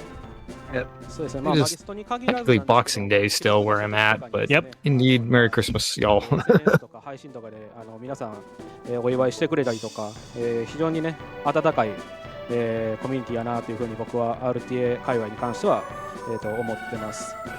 もしね来年 Foreshadowing Donkey Kong Bonanza in this part. ふわふわしてる方とかよろしければ、RTA 一回手出してみてほしいなというふうに思ってます。でもしマリスト RTA やりたいって方がいたら僕とね、2026年一緒にやっていただければなと思います。あとは This is very Disneyland's Electric Parade, そうですね Electric Light Parade. 感想よろしければSNS とかで、タグ付けで書いていただければ明日ね、有給取ってますんで一つ一つ見させてもらいたいなと思います。ちなみに明日から明後日から仕事ですか？明後日から普通に仕事ですね。なんで明日普通にお客さんとして RIJ 楽しんで、もうその夜の新幹線ではもう大阪に帰って明後日にはもう仕事してますね。ちょっとタイトですね。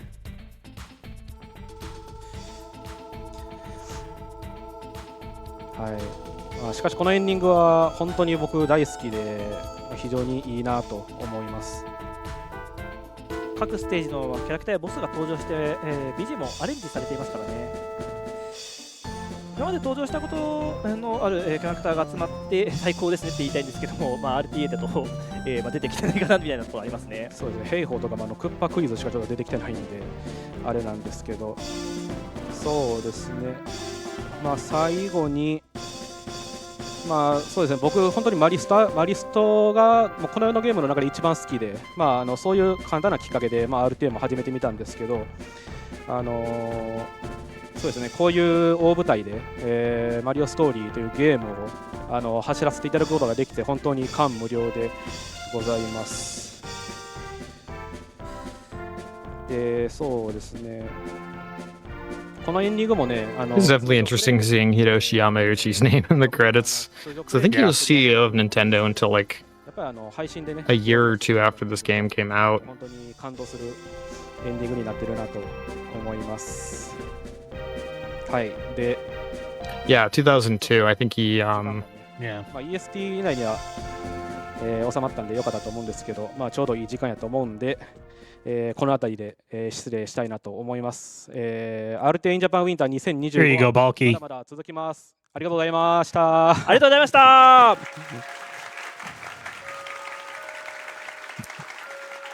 These fireworks, it's always, I don't know, the music in the background I always found really kind of touching to me personally. It's just because I really love this game. Anyways, that'll do it for me. I think we're just kind of stalling Yep. here. But thank you all so much for watching.